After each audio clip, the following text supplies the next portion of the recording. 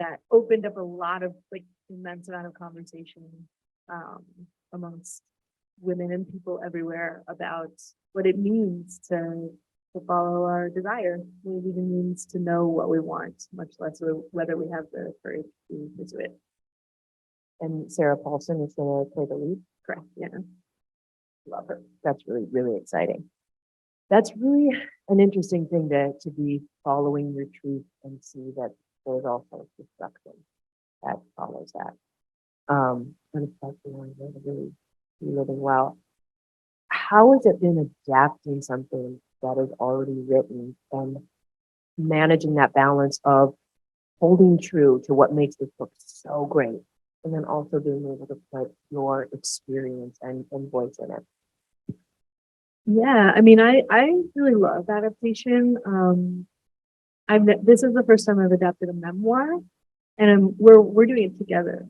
So that's also an amazing opportunity. And she's just incredible because she's so meticulous with her words and prose, and her entire purpose is about truth telling and brings this relentless honesty and also this openness to, what it means to distill certain timelines or, moments so that they can be actionable in a coherent TV show. It's really fun, and it's definitely exciting to give what is a largely interior, memoir is interior, and it's about memory. So what does it mean to build, alive bodies and characters in real time and space, and it's a really fun film. That's fun and challenge. Those are two really good words for that. And what about you? Tell us a little bit more about the animation or the other projects that you're working on that you're super excited about? Yeah, so I have kind of two main things I'm focused on right now that I'll be at Catalyst with next week. They'll both have local collections, so they'll have table reads and pitches. Just learned it has to be a 20-minute pitch, so I'll be working on that tomorrow for the final round at least. But so one of them is Allegra Sparkle's Guide to the Great Composers You Might Not Have Heard Of, which is an animated series for kids. Again, comes out of my classical music background. I became very interested in works by women composers, which is an incredibly broad and known category, but it is one. I didn't play any music written by a woman until I was in graduate school, despite being a classical pianist my entire life. And I realized, there's not just a few forgotten composers, but there are thousands of women composers. They've been around just as long as men composers. And we know names like Mozart and Bach and Beethoven, in some cases thanks to movies. A lot of people have seen Amadeus and they know something about Mozart because of that. And that interest is actually what led me to screenwriting in the first place. I got particularly interested in the life of American composer Amy Beach. I wrote my first screenplay was about her. That was at Catalyst just last year. And really fell in love with screenwriting and weirdly found it very similar to playing the piano. They're both kind of about guiding an audience experience through an emotional arc. It's the same kind of process in a weird way. Anyway, all that to say, Allegra Sparkle's Guide to the Great Composers came out of that interest and wanting to, like I said, I'm a piano teacher, so working with a lot of kids, I'm making sure they're seeing women composer names and just having it be a normal thing. We don't have to be here's a woman composer. It's just here's a piece by Teresa Carreño, and we're going to learn that. And then they already have this experience of referring to a composer as she, which I never had as a kid. And I think that makes a really big difference. So I'm very excited about that project. I'm about to be working with Fable Vision Studios. They're based in Boston and they do a lot of content with PBS and Nick Jr. So we're going to make pretty high quality pitch video with a little bit of animation and more concept art. So I'm excited for that right now. And then the other project I have at Catalyst is called Ruth Rising. It's a historical drama TV series inspired by the life of my great grandma about women bootleggers in 1920 St. Paul. That's awesome. Tell me a little bit about your deep knowledge of music. How does that, do you think, show up in maybe like the pacing or some of different awarenesses in your writing? I think it's so I've been prose writing like my whole life. So screenwriting I've only been doing for 4 years. And I feel like with like prose feels especially musical. There's something very poetic about your words you're writing. Screenwriting's a little more like he walks in the room, this happens, this like it's a little like in that sense less poetic. But definitely in the flow of the experience. Which is just kind of, it's different because as a screenwriter, you're like making a blueprint for that experience. Like the thing you're writing is not the art. Like when you write prose, that's the art, right? In a screenplay, it's more trying to make sure you're clearly dictating what that flow will be like. So it's kind of a different sort of challenge. But yeah, I think that it definitely informs my sense of like having to move towards a place, like everything should feel like it's going towards something or coming away from something, and kind of knowing like what are the most important points of what you're writing that are going to have the greatest emotional impact, or that you're hoping will have a great emotional impact, and how do you create everything prior to that moment so that that happens. And I think that comes like directly out of my piano my piano process for how to like bring a piece to life. And Wenonah, what are you excited about that you're working on right now? Well, they're really good at this. Like, I just have to say.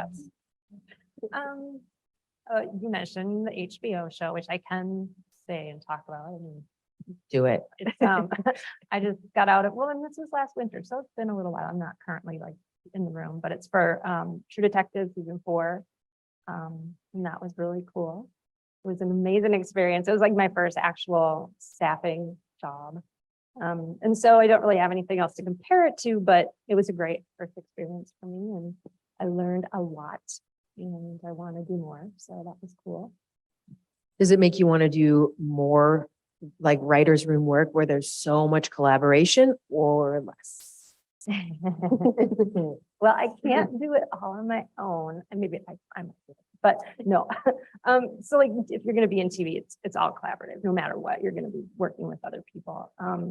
So I really look forward to it for sure. Yeah, I want to do more of that. I think if I want to go back to just writing on my own, it'll be back to features, which I have done a little bit also lately, just for that very reason, just to come back to my own little writer's room up here, you know.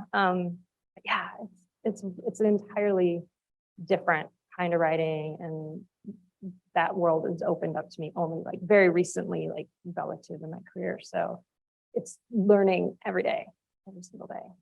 I think that's a really good point, because when most people either know they want to be a writer or start writing, they don't think of it as this deeply collaborative thing where there's a lot of compromise and a lot of inspiration, and maybe something you come up with, someone else takes that and goes with it.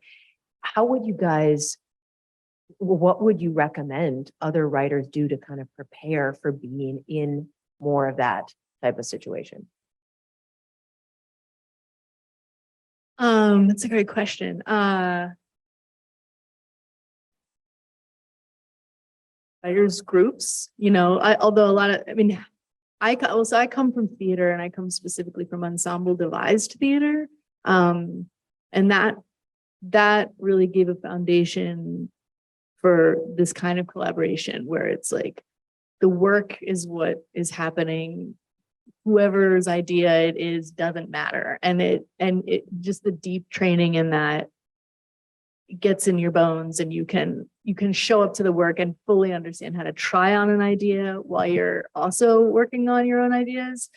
But the issue becomes when you're so stuck on an idea, you can't actually hear someone else's idea. And so I'm a huge fan of like physical work. This may sound weird, but go take an improv class or take a clowning class or something where you can kind of get in your body with other people and play, because that doesn't happen a lot in TV writers' rooms, but but the spirit of that, when you can get it in your body, what it means to like try something on and let it go, try something on and let it go. And if that sounds too weird, I guess you could just try, I mean, offering notes to each other on your work is great. But it is a specific thing where it's like, show up ready to give everything and ready to lose everything and ready to even forget this idea of winning or losing. It's just, and it's actually a beautiful practice. It's amazing, but take an improv class. Yeah. It takes a lot of humility too, to walk into a room like that and like, oh my God, I have all these great ideas. And then really being willing to let them go if they're not fitting and flowing. And what would you say too?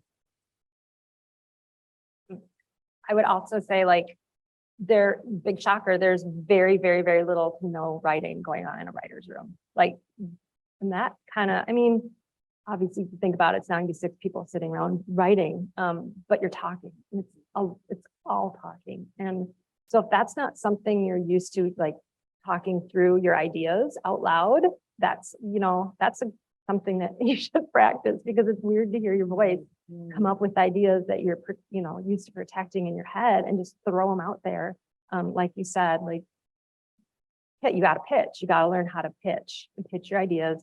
And then you have to learn for people to go, no, and then move on to your idea, so it takes a little bit of that thick skin we've all been working on so hard, and kind of doubling it up, because it's very vulnerable, like of a position to be sitting there. And it's, that for me is one of the biggest sort of differences, and the biggest thing that I don't know that I can practice it, but talking is something I don't really enjoy. So it was a big step for me, and especially Zoom. Like my room was all Zoom, which is a new thing. And as we all know, sitting and staring at that screen for hours and hours, and then be creative and then funny and be able to give feedback like for 4 or 5 hours a day, day after day. It's hard. It's an entirely different job than just screenwriting. Yeah. So Are any of you guys in writers groups right now, or have you been in the past? And has that kind of helped prep you for this more collaborative process? Yeah, I'm in the phase right now where I'm trying to practice for these skills. And I'm in probably more writers groups than I can actually handle, as some of my member friends know. But I think that that's a really important thing, to just have find it like a good group, and that can be a hard thing to achieve, just like a good mix of people, and mix of, I think, styles of what people are writing and what people can bring to the table, so that people are bringing just like different perspectives onto projects that you might not have thought of. I think being open to notes is really important.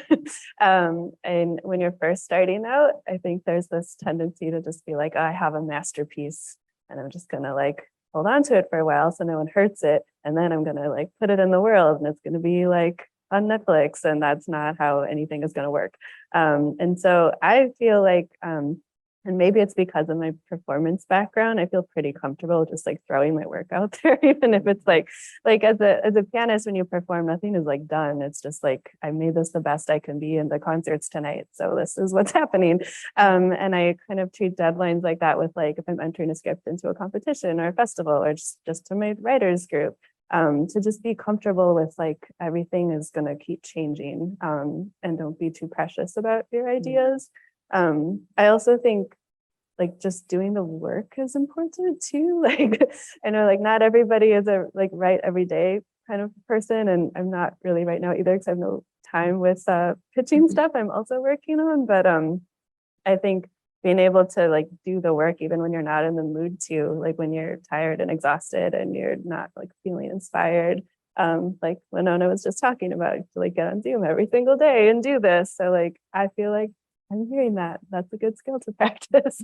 You just have to show up for it too. So That brings up a really good point, because I wanted to ask you guys about that like funk that you get into, because you're creatives, you're professionals. And so you have to be both, which means you're right. It's the working, it's the showing up. do you guys have certain principles that you are like, I have to write at least 1 hour every day? Can you, or do you have certain rules for yourself to get there? I remember reading a piece by Cheryl Strayed, and she was giving feedback to someone who wanted to be a writer. And she's like, I'm 29. I've never published anything. Just like so much of this, at these expectations. And then now I can't write. I'm in a funk.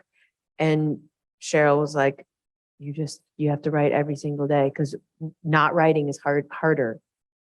You have to have like that force within you. And then there were some expletives mixed in there too, which I don't know how much our company is. So, but if you guys have principles that guide you to keep you on that track, can you share some of those? Sure. Yeah, my first job in television was with David Milch, who's an incredible, iconic TV creator. And I really watched him show up every day, work on this big project that then got canceled, show up the next day and start the next thing, and so that was like stunning, and he has instilled certain principles that I think about every day. One of them is whatever you think about your writing when you're not writing is bullshit and doesn't matter. It truly, and now I really come to understand what that means. Like, it really doesn't mean anything. Like, if you're not on the page, nothing you're thinking about what's on the page matters at all. Like, I mean, obviously, story creation is not necessarily on the page, but the whole like, I'm crap, or is this working, or this sucks, and all of that stuff. I just like make friends with that, like, what's up, like you can hang out, but you can get in the car, but you're not driving, that kind of thing. And then the other principle is, how can you turn problems of spirit into problems of story? So if there's like a funk, we all have funks, right? And I find myself using that as an excuse not to show up to the writing. That helps me be like, how can I turn this problem of spirit into a problem in the story? How can I see where that is happening in the characters and because it's fueling some emotional intelligence that might, or not intelligence, funk that might be helpful in the story. And that at least gets me like to show up, if that makes any sense. What about you guys? Do you have any kind of principles that help you keep actually working through day in, day out? Well, money helps and motivate me to write. Yeah, it's really weird that way. I'm lucky that, in the past 18 years that I wasn't really getting paid to do this, I continued to still be prolific and efficient and writing, because it really trained me how to continue to be that way now that I'm getting paid, which is awesome. But I never given to writer's block. I don't believe in it. I really don't. I mean, other people rely on me to do something and it's my job. I treat it like it's my job. And like, I just do it. I rely on myself that I'm going to be able to pull through. You sit down and you put your hands over the keyboard and you're like, all right, let's go. Like, whatever, it's my job, So I've really trained myself to not give in to funk at all. Like, I'll take it out somewhere else. I'm definitely going to not let it affect my writing. So I mean, that's something I've really lived by, I think, for a couple of decades. Like acknowledging it and writing despite it. Yeah. That's pretty brilliant. I say not even despite it, but like with it. Sometimes despite it, but sometimes like, oh yeah, what the hell is life if it's not funk? Like, what is writing? I mean, writing isn't separate from the funk, I don't think. But writing is the funk. I feel like my brain works in like, there's like different versions of it. There's like the creative nonfiction writer and the fiction writer and the screenwriter and the musician, and they all inform each other, but they also have like their own places. And I think I feel like if I'm screenwriting and I just have like some block in a story or something isn't making any sense, I'll just kind of shut that down if I have to, but I'll like figure it out in another mode. Like I'm a big believer in just like writing every day, just in like a journaling way, like just like get the, like the morning pages concept and like just getting stuff out of your brain, kind of like clear your brain. And also I feel like sometimes I don't even understand what mood I'm in until I've like written a page. I'm like, wow, I'm really tense right now. I did not even realize that.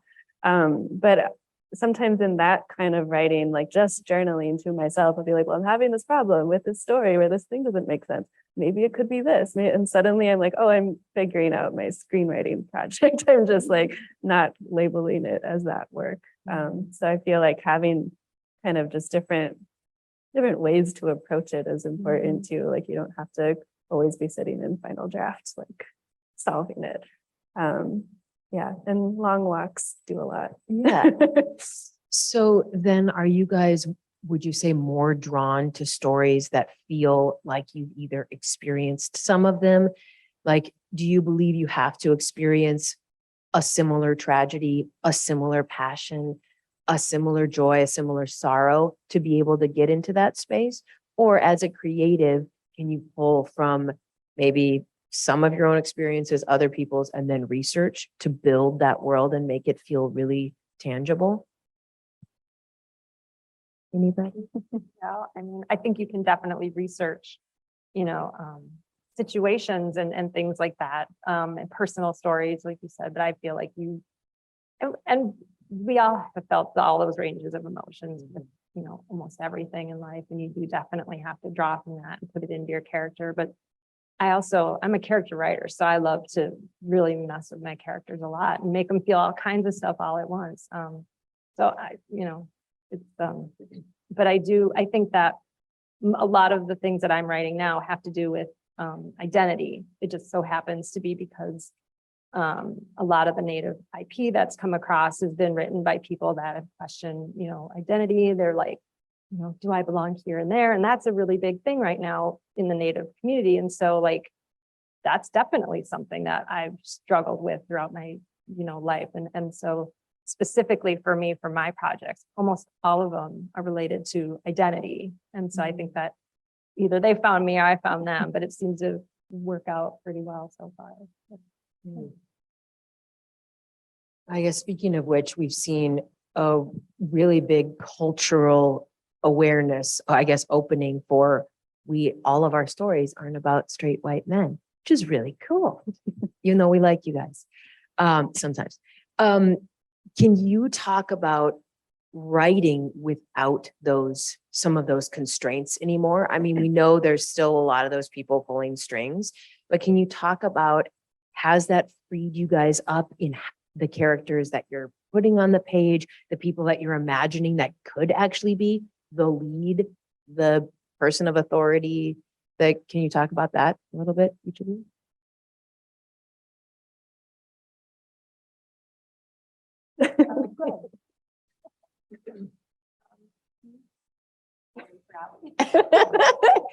Just there's a lot less constraints to our lead has to be this stereotypical idea of a human.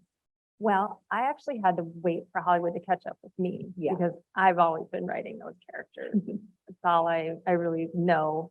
Even when I was writing more genre stuff and trying to write more Hollywood, it would still be like, the dark, moody teenage girl that, plays with Ouija boards and stuff. So like, I'm always in there somewhere. It's not always about Native Americans, but yeah.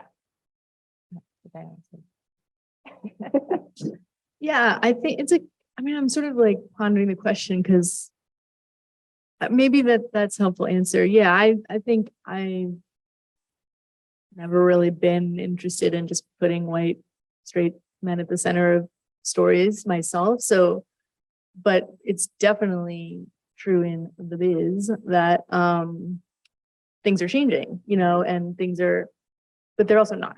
This is public. No, they definitely are. I don't even know what I mean by that, but there's a lot of amazing stuff happening, and there's a lot of work to do to make equity and accessibility for real. And that tension exists. But so, I mean, yeah, maybe that's why I'm having a hard time answering the question, because the idea of like, do you feel more liberated? I guess I've always felt liberated to write those characters. And I'm definitely seeing the cracks in the scaffolding. That's not a good metaphor, but the cracks where it's getting more is getting made. And I'm not going to go into things, but there's obstacles, there's obstacles when you get it, when you really, there can be an intention. And then when the rubber meets the road and the decision makers are actually, there can be a lot of still unconscious sort of bias and blind spots that cause things to get off the rails around the intention. But yeah, I mean, what's so cool is like with more and more streaming and different ways of evaluating what's worthy, yeah, you have, look at how many amazing shows there are that are giving new voices. And yet it's like, if you actually look at the statistics, it's not nearly that impressive. Sorry to be cynical, but it's exciting, and let's keep working. Yeah. So. It's okay to be realistic. That's okay. Yeah. Yeah. That's all I have. What would you guys say have been the best ways for you to make connections that put you in the same room with someone that you're like, ooh, we're going to be able to collaborate and make a story together? Where have you made these connections that have been really valuable? Catalyst is great. I think showing up to things is like very important. There's like what is it? 80-90% of life is showing up. Like that's very true. And again, I think not being afraid to put your work out there in ways that would get you opportunities to be with other people and other writers. Like one of the first competitions I entered was the Cinestory like TV fellowship and retreat, and I got to do that virtual retreat, and I met so many amazing writers, and with some of those writers we like started a group that's been almost like 2 years now that we've been meeting, and just like great mentors and things like that. Like I feel like just the whole like not being afraid to say you're a writer thing is really important, because if you want to draw writers into your orb, you like need to like say that to the world and put your things in the world and show up to things. And but yeah, I guess specifically I've met a lot of people at Catalyst in the last couple of years. I think that's a great place to be if you're in Minnesota. It's like pretty cool that we have it here. And then yeah, I also highly recommend Cinestory if you're somebody who wants to submit to competitions, if you're new to that. I also have really liked the Screencraft team for their competitions. If you make it in the finalist level, they are very helpful with actually helping you reach out to people and doing marketing for you. And it's like cool to have people reach out on your behalf to try to get representation when like you don't, because I don't want to waste time on, even if it matters. Yeah, I'm starting to ramble, but just like showing up and doing things that will bring people in. So would you say there were like specific maybe festivals that you submitted to, or I mean, because the McKnight I think was pretty pivotal, but then the Nichols was also very pivotal for you for making those connections. Would you, because there's a lot of people that are listening that I think are pretty new, so they love to write, but they don't know how to get it read. What That's the huge gate that we all sit behind for a long time. Or if you're lucky, someone throws you over, and that's cool too. But yeah, it's. I'm really sorry. I completely lost track of what you just asked me again. I am like having a day. Well, it went through a few iterations. What connections? Okay, Yeah, those places Copy that have and then been come back in. important for them. All right. So prior to doing television, I did features for 16, 18 years. And so all of the competitions that I would enter would be based on feature films, which is a whole entirely different sort of, group of people and things that, projects that you would work on with that kind of thing. With TV, now that we're at this level, our agents are the ones that are putting us in connection with these things, but definitely, like you said, you have to go, if you need to go to these like festivals and competitions and things, so that's where you're making like the bigger connections. Local places here, Minnesota, all of the parties and events that we go to is obviously very important as well. I think if you're going to be active at the local level and want to maintain these connections and relationships and things like that. But it's like, I feel like now I'm at both things, I'm doing more big projects with big companies and studios and streamers, and that's a whole different kind of level of connections that you make and maintain and work with. But I really prefer like actually being at the local level too. Like that's why I'm going to Catalyst, and that's why I'm here. And this is my home. This is where I am, and I love working with Minnesota people. So I'm not going to stop that too. We won't let you. Thank so. you. What would you say? I'm new to Minnesota. So I was in LA for like 10 years, and I moved here because my wife got a job here, and then like was still working in LA. We were long distance. And then when COVID happened, I happened to be here the weekend everything shut down, and my in-person writer's room, just everything went virtual, and that was it. So I'm learning myself about Minnesota opportunities for connection but in terms of my own experience, just being around, like in LA,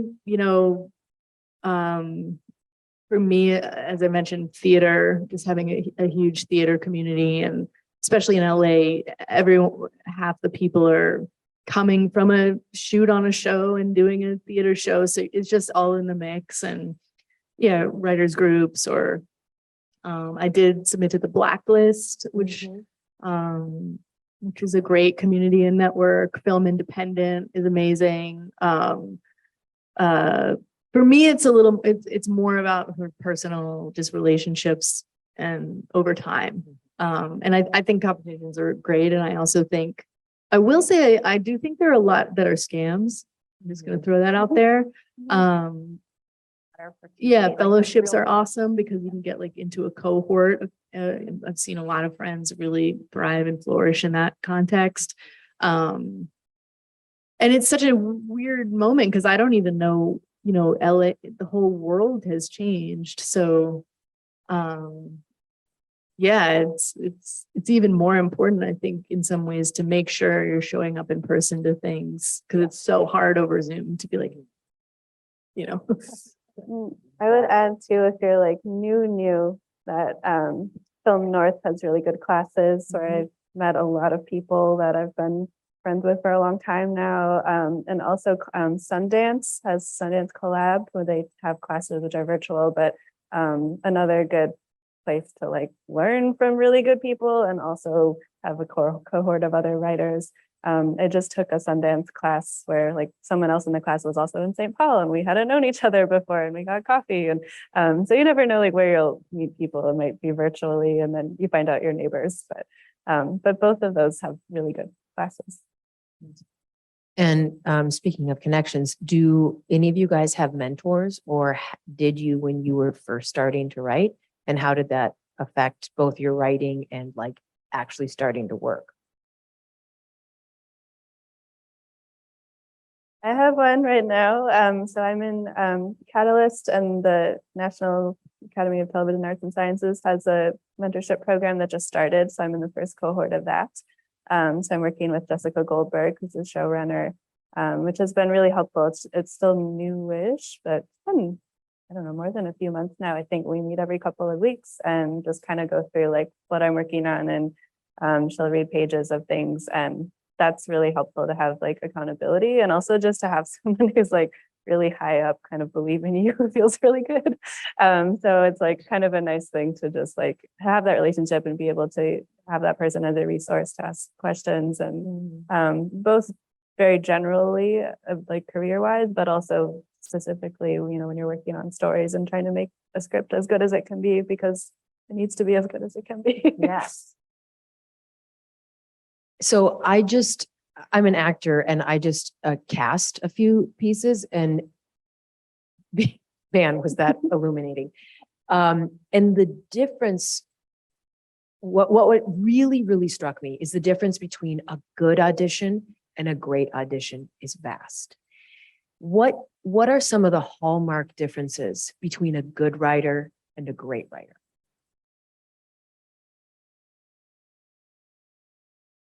Putting you on the spot. It's just because I can remember your question right now. I think-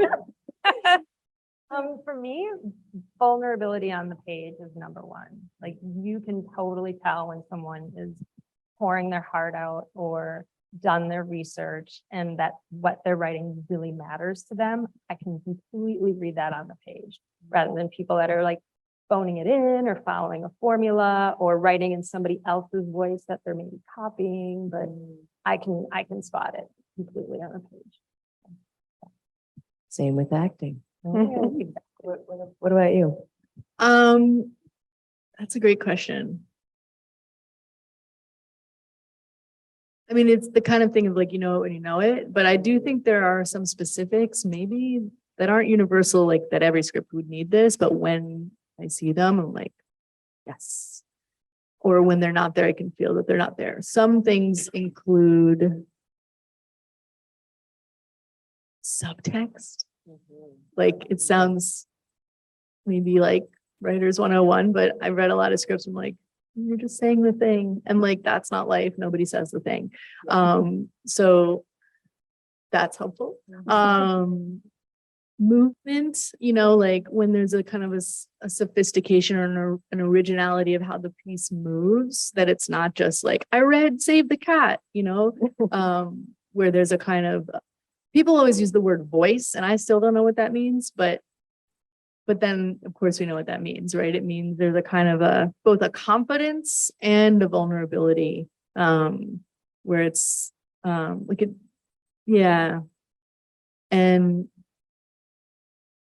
you can tell when like a line is actually a distillation of a whole lot more, right? When there's a relationship to the place, when the writer knows where the character is, when the writer, you can tell the writer knows more than the character knows, but also knows that the character doesn't know, all of the levels of consciousness at play, you know, and those are just a few things off the top, but I think like, and also like surprise, you know, I don't just mean like gimmicky, but the element of, it's true. I mean, it's television, right? So like there does want to be like leaning in, right? And when I sort of leaning in, like a little mystery that doesn't, I don't mean genre mystery, but like the writer's ahead of me. That's always fun, you know, when a writer's ahead of me. If I'm ahead, it's like, then it's kind of dead. But if the writer is ahead, then it's an alive experience. Yeah. I also wanted to add one more. What I watch for when I'm watching TV and what I super strive for me personally is scenes that we have never seen before. Like you know, if you're writing romantic comedy and you've got like a coffee shop scene and a you know, a lingerie shop scene and an airport scene, you're just get rid of all, just trash it and start over. You know what I mean? But you have to write scenes that we have not seen before, because that's what's really interesting. Because you don't know what to expect as the watcher, as the audience. And that I think is really, that's a difference on a page from a good writer to a great writer.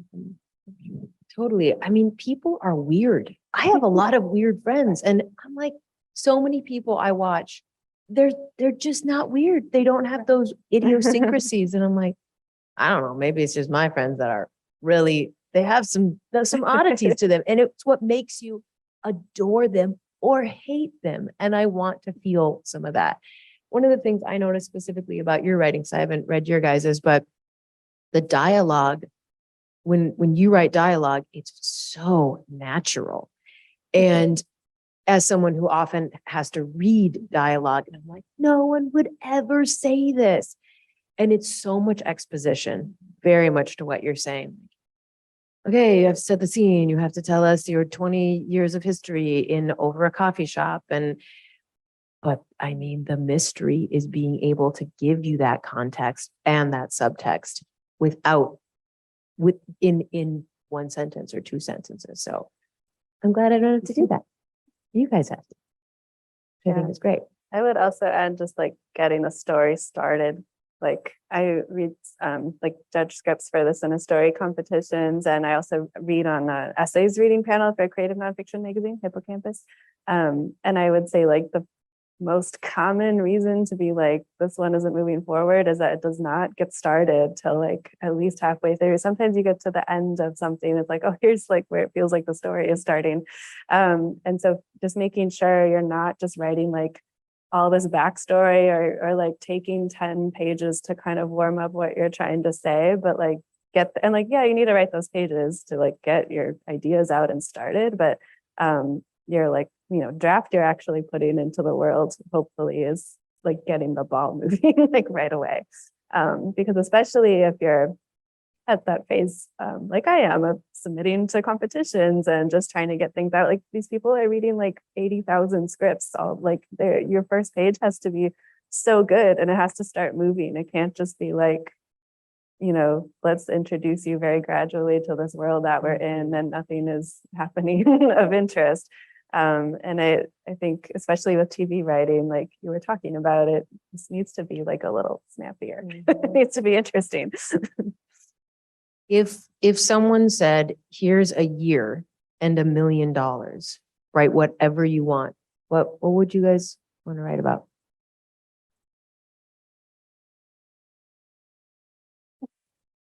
Yes, I would write it for free. Like time right now is more than money for me. Like Yeah. I'm just slammed all the time and I don't feel like there's ever enough time to write for me anymore, which again, it's okay.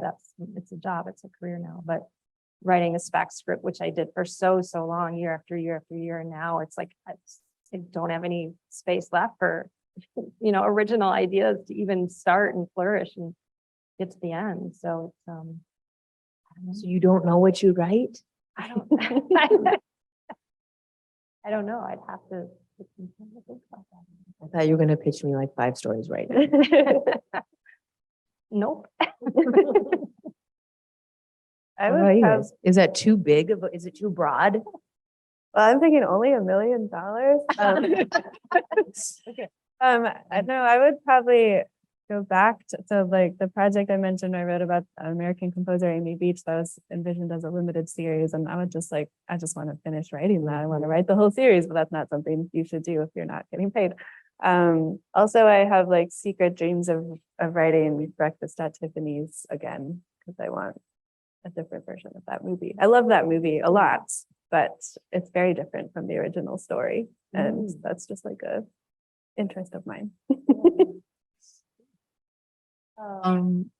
I feel like I am writing what I really want to be writing. And this isn't like I actually don't love talking about things until they're clear for me. But like theme, I'm working on something, that's like,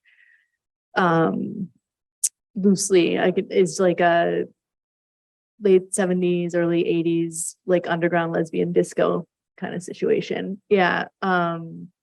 So that I guess. But I really just, even saying that, I'm like, protect the baby. Like, I don't like to talk about it until it's like, I don't mean it in that You're sworn way. to It's secrecy. just like, yeah. It was a palpable, like, excited reaction when you said that. Like, ooh, there was a lean in. I think. that's Oh right. yeah. Yeah, I mean, maybe more like broadly, just, yeah, I'm really would be excited to be like, what visual aesthetic worlds have we literally never seen? Yeah, those are the pathways that I like to forage around. Yeah. That. I'm wondering if anyone has questions. We would love if anyone has a question, I can hand you the mic or you can yell and I can repeat it, although we can all hear you very well, but just for the people that are online. Does anyone have any questions? Yes.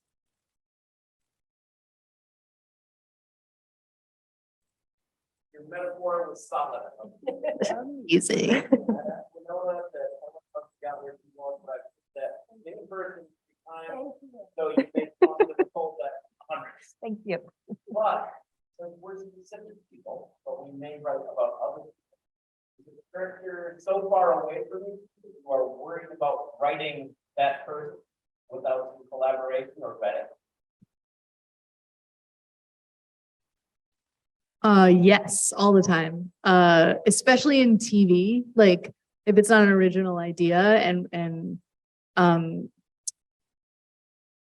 it's not even that it's far away, but it's like there are times when it's like I do not have the subjective authority to try to tell this story. So who should be in this room to do that, to give voice to that. And that's legit. Like there's been a long history of the lack of humility around that, I think. And so, yeah, I mean, I guess it's different if it's like, I've worked on things that are not like a TV writer's room where, you know, it's these characters are being jointly created, where I have felt like, can I tell this story? Or this isn't, you know, it's someone of a different, even historical time period or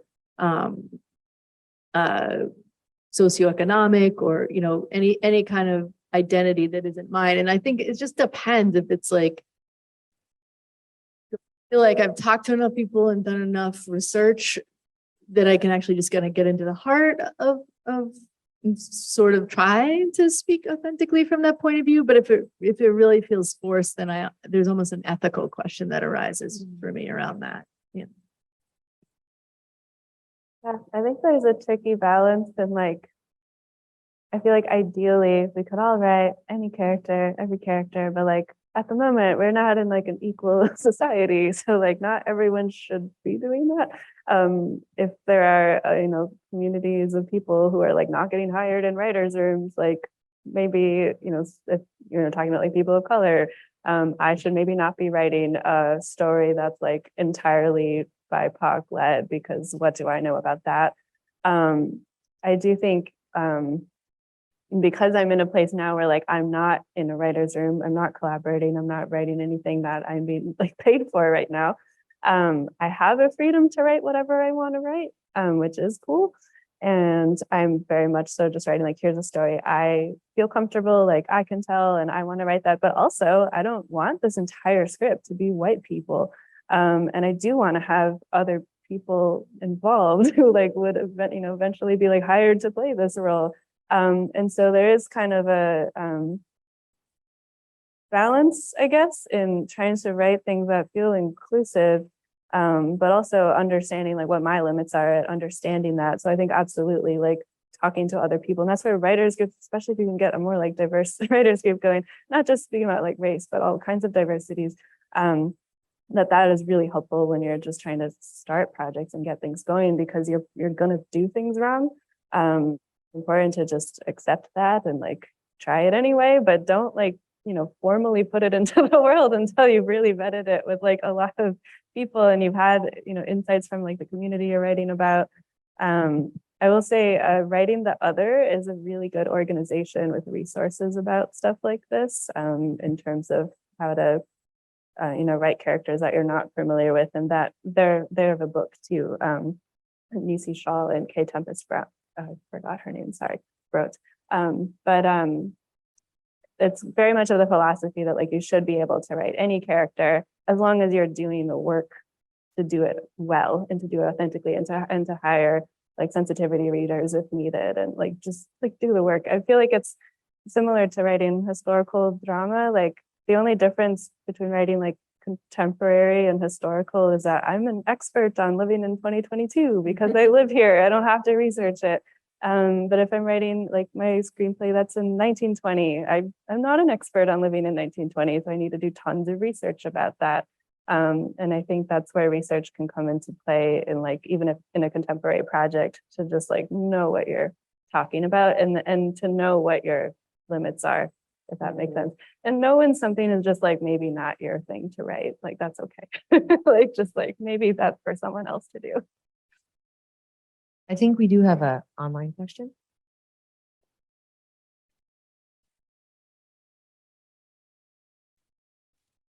Count at the minute. Thank you. What advice do you suggest about dialogue? You kind of teach yourself through analysis of other scripts, question mark. And what would you look for? What would you do? If you want to be a writer, oh yeah, I guess, what advice would you give about writing dialogue? Very good at it. So.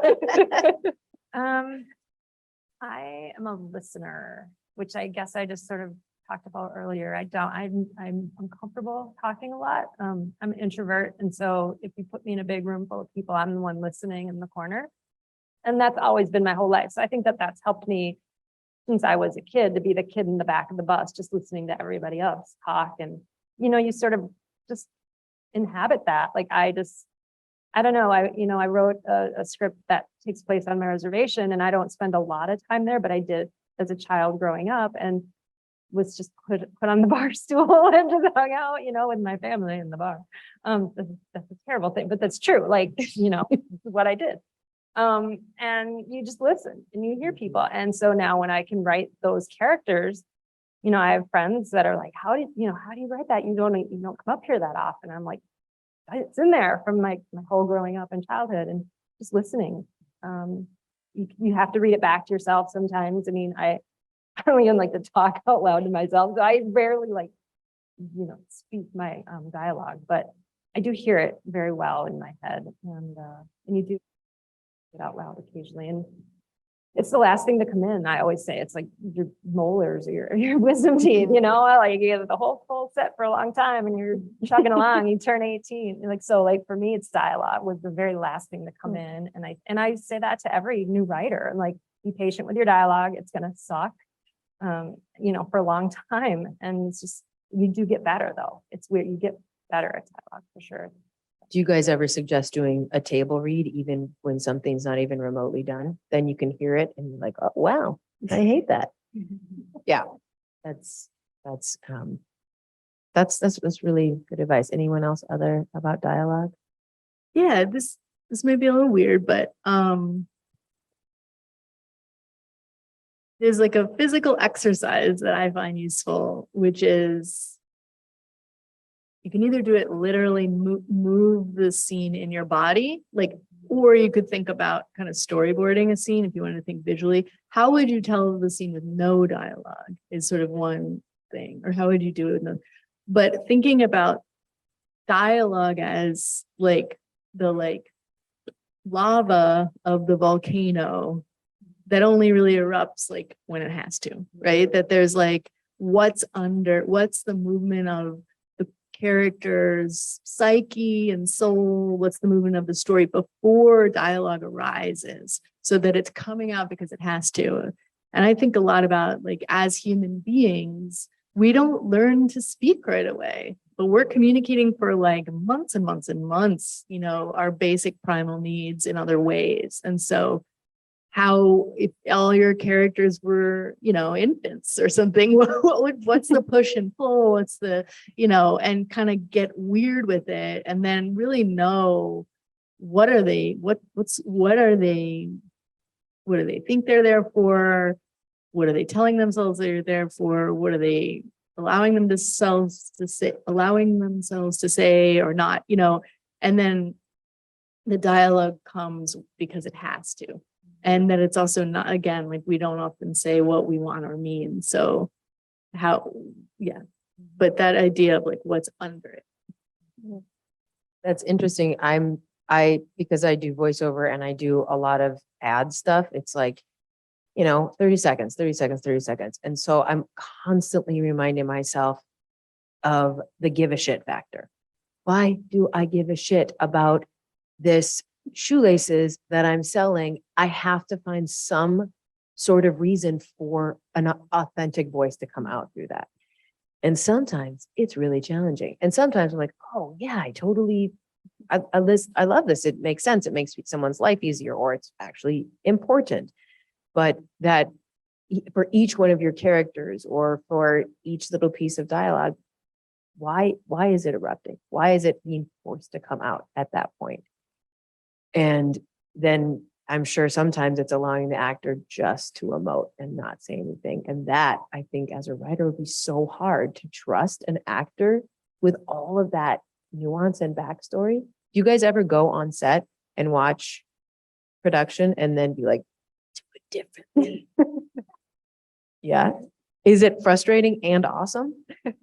It's totally both. Yeah. I mean, I also come from a performance background, and I like love actors so much and am one sometimes. And like, so it's, to me, I mean, it's kind of like you were saying, it's a blueprint, right? So you're going to start building the house and you'd be like, oh, maybe this, kind of thing. So it's a back and forth. I mean, scripts change during production because actors are like, actually, I think the character might say this, not always. And like, but sometimes, and so that's also a thing, right? The dialogue of creativity with the actor, and maybe they'll do something that was completely not, I mean, it's like, I sometimes think for a show to get made well is a completely insane miracle, because for it to live out the vision of the creators, right? Because every department is a creator, right? I mean, you could, like, the actor can change a line, you could not get the set you need, all of that stuff. So it's just has to be constantly alive, and you just hope there's a through line somewhere. But yeah, and then you have to trust, and that's why there are, directors to help with that. But yeah, I don't know if that answered your question, but yeah. I think we're going to be wrapping up pretty soon, but I wanted to talk a little bit about kind of the evolution of the writer, and how, just like many actors, once they get to a certain point, they then become executive producers. They want to have a little bit more of agency within creating this story. Can you guys talk about, and maybe this is more our senior writers, but moving from just writing, which is a terrible thing to say, but the writing to more of the producing, to more of the showrunner, to having your a little bit more of your voice in the longer creative process. I don't know if you've done that as well, but I know you have. So could you just talk about kind of moving into more spaces within making a show happen? Go ahead. Yeah. Yeah,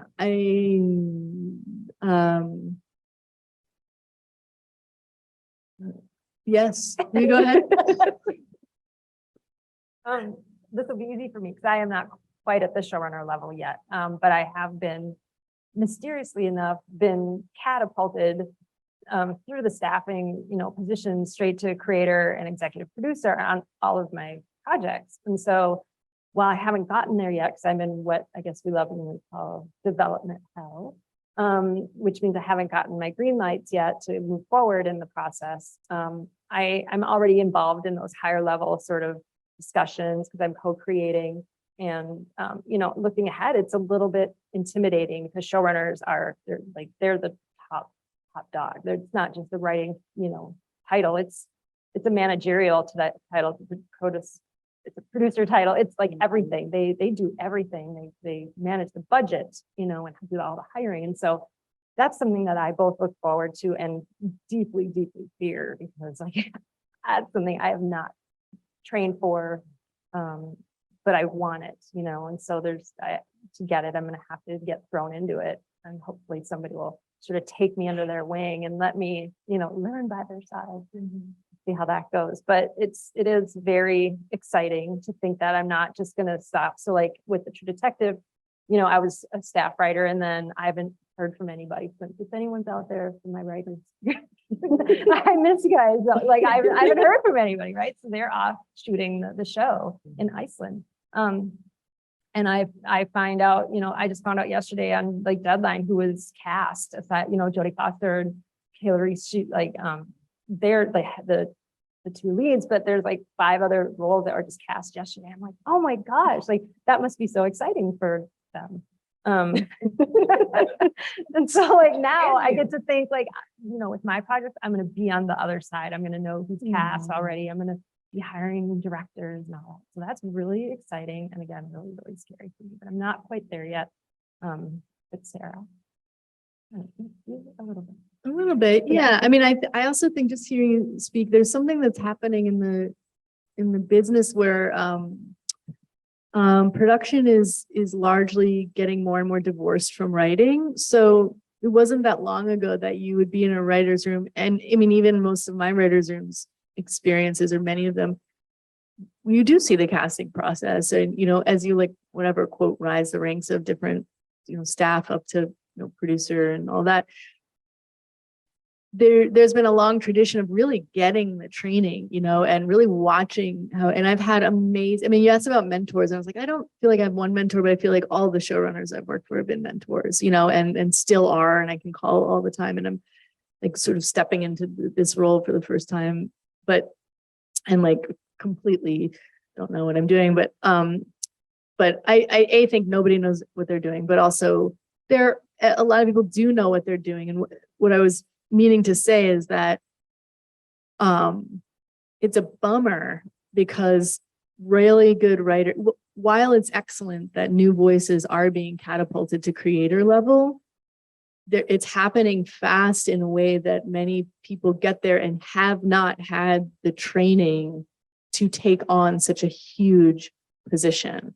And that has many reasons, vertical integration, all that, but it has a lot to do also with kind of writing and then producing being separate. So the writing will be done and then they'll go off and produce it. And because of budgetary reasons, they often won't bring staff writers to set, but before streaming, when it was networks and the shows running, you're writing and producing and writing and producing. And I've had the fortune to be on those shows where you're going to set, for your shows, you're producing your episode alongside the showrunner so that you're learning how it works. You're seeing budgets. And I've had amazing showrunners who've been so generous at like opening the book, so to speak, but it's getting where they have to work hard to do that. And now it's like more labor for them to do that because the way it's structured has changed. So yeah, I mean, there's like showrunner training programs, but really I hope that the industry at large kind of sees the cost, and there've been amazing sort of think pieces about this, but it's tough. But hopefully you can learn from, and when, like, if you get your first staff job in a room, learn from, we gotta wrap up. Just learn, just learn, and don't be afraid to ask questions, and the quote higher level writers, like everyone knows that this only works if everyone is learning together. And so it's totally cool to be like, I don't know what that means, or and then a really good showrunner will be like, oh, let's take the time to, or you can even sidebar with the co-EP or something and be like, tell me what, and just learn as much as is possible. Yeah. I think you have, yes, please.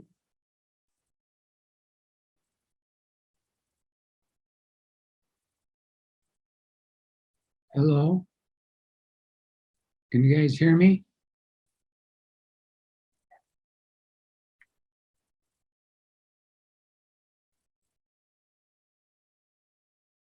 I think for me, the biggest concrete step was having a short film made that went on to win awards and then went on to sort of put my brain back into a different kind of storytelling mode that I wasn't really working on before that. So like, for example, or what I'm talking about is that like, it was a Native American film that I hadn't been writing a lot of Native stuff prior to that.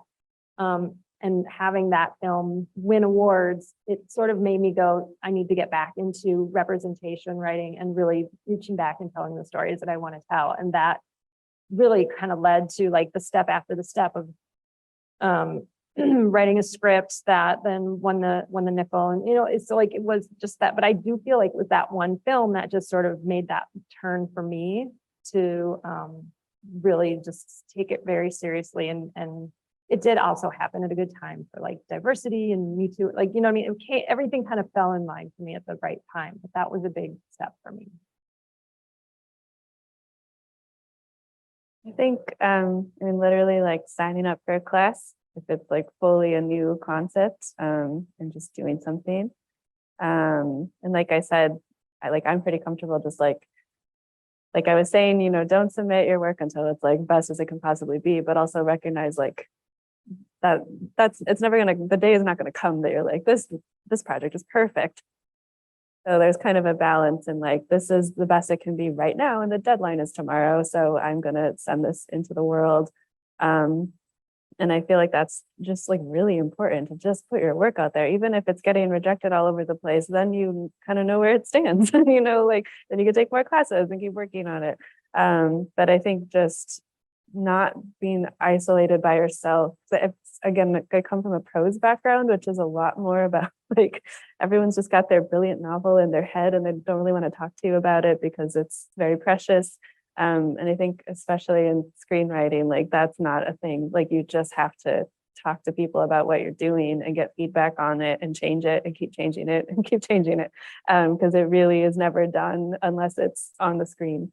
And that can be something that I think requires a lot of patience. That is something I've been learning, like just be patient with all of this, and it's never done. Just keep doing it.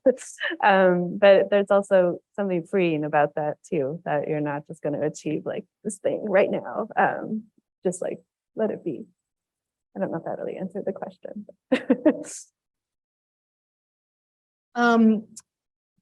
Yeah, I think it's interesting.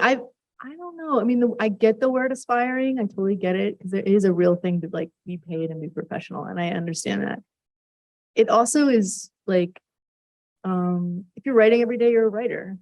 I think those are both true. So, like, I mean, to answer the question, I think you mean, I guess maybe, yeah, the first sort of devised play I produced, where it was like, oh, we wrote this thing and it was a thing and other people saw it. That was a moment of, okay, and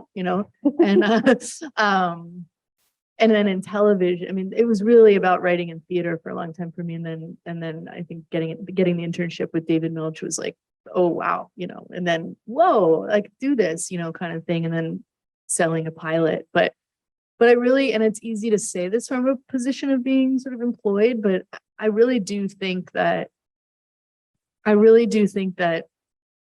there are so many writers across history and even composers across history who never get their due, but who are doing it and brilliant. And you don't know when someone 100 years later is going to find what you've done.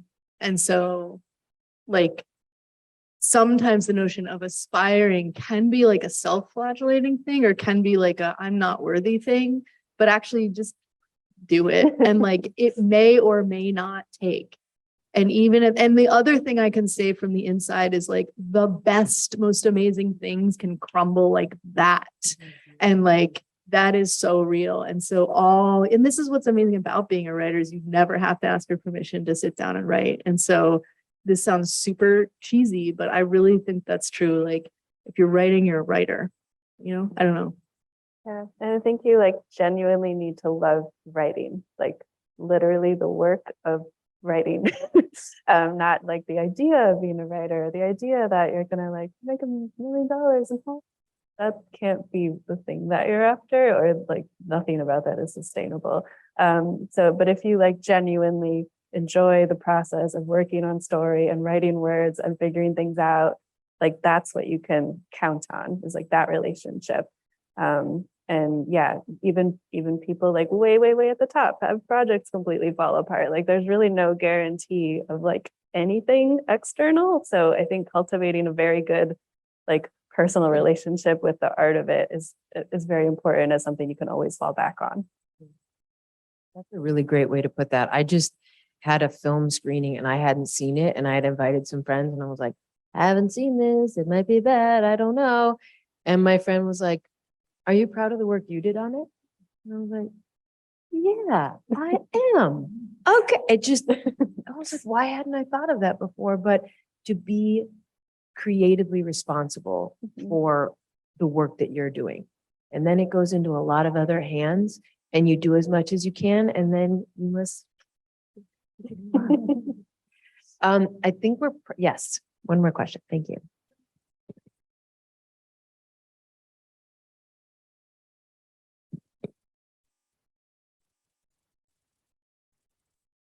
That's a really good question. Yeah, because I did do the web series in between, all of this. That was really fun. It was like all like squished into, we did like what, 10 episodes in weekends or something like that. I don't know, it was bonkers. It was so fun. So yeah, it was a little bit of a baby experience of we did the writer's room, and we all assigned scripts, and I mean it was really fun. And it did sort of make TV writing feel a little bit more attainable and like a different world, fast and cool. It was great, and Amanda was in it, and so you did a great job. Body to care. Yeah, so I think that was a really interesting transition for me before, between features and TV. So I'm just wondering, I know there's a lot of people that are going to want to follow you guys and maybe keep up with as much of your work that you can tell us that you're doing, and you have any tidbits of, information to give to us. So first of all, before we close out, I'd love to know if there's any last words of advice you'd give to people who love to write. And then if we can, do you have different social media avenues that we may keep up with your writing? I honestly don't even know. I don't know. I think you can do it, but it's not, I post like dog pictures every month. It might be like McCarron 000.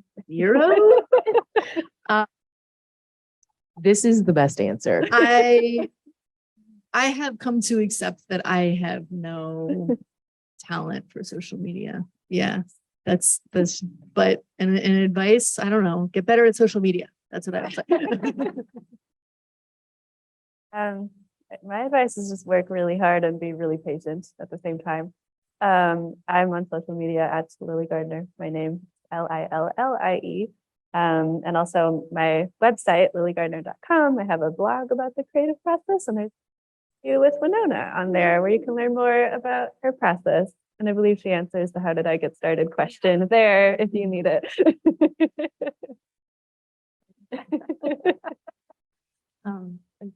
Yep. I have no social media also. I can't be trusted with that at all. That's not. They're too cool for it. I tried. I had a website, but then like it wasn't like getting stalkerish, but I was getting too many emails that I just didn't. I was like, can't do that anymore. So I shut that down too. You can't find me. Nobody can find me. Amanda has my number. I know your home address. You do. And I like that. I guess my one piece of advice, and I guess this is pretty obvious, but just don't be a jerk. Like, and I say this a lot, like, don't be a dick, because no one's going to want to work with you. Like, because you are in those rooms, it's very intense. You have to not be precious, not be, don't be negative. And that will affect your entire career. You will never work again if people don't want to sit in a room with you to create. So if you're a pleasant person and you can write reasonably well and you're lucky, this is just gold. You're good. It's amazing that we need that advice, but we do need it. Don't be a dick. It's true. Thanks you guys so much for coming out. If there's no more questions, do we have any more online? Okay, good. Thanks you guys for being here. This was really, really fun. Now I just want to go drink wine with you guys. And we will do a lot more series. We'll continue to do them, and then I will pass up. I just wanted to say thank you to our lovely host and fellow board member, Amanda Day. I'm sorry, I'm Kelly Lampier-Dash. I'm on the MN WIFT board along with Amanda. And I also just want to thank our amazing panel. We have so much talent sitting on the stage right now. Sarah McCarron, Lillie Gardner, Wenonah Wilms. It's really an honor and a pleasure to have you here and appreciate it. MNWIFT has other events coming up very soon. Lillie mentioned Catalyst Content Festival several times. It is happening next week, beginning on Wednesday, going on through Saturday. On Friday, the 30th, MNWIFT is hosting a block of screenings from 1 to 2 that afternoon at Zeitgeist Theater. So if you're there at the festival, please be sure to go to that showing. And then there's possibly another makeshift event that's happening. You'll find out about that on the fly on the app, because that's the way festivals go, right? And then possibly another event at TCFF, right, ma'am? And then there's also in the works a series called Inspiring Filmmaker Workshops, and they're hopefully going to begin next month and go for several months leading up to Z-Fest. It's going to be a series of information, classes, etc., about getting people inspired, particularly women, getting inspired to work together to put together a short film for Z-Fest. So lots of stuff on the agenda, and hopefully coming up with even more panels like this and other educational programs. So we appreciate your time, and we have a lovely group on Zoom right now. We really appreciate everybody who showed up, everybody who came out here to Film Space at this wonderful location that hosts many different events. And we're very grateful to Jeremy and to our intern, Danny, who's been extremely helpful today. And it's a wonderful space if you can ever come here for anything. It's a wonderful screen. And as Amanda rightly pointed out, wonderful sound. I mean, that's such an important thing in the theater. Don't think about it, but it's super important. Anyway, but it's a lovely space. So anytime you can come here, I highly encourage it. And thank you to everyone. Appreciate you all.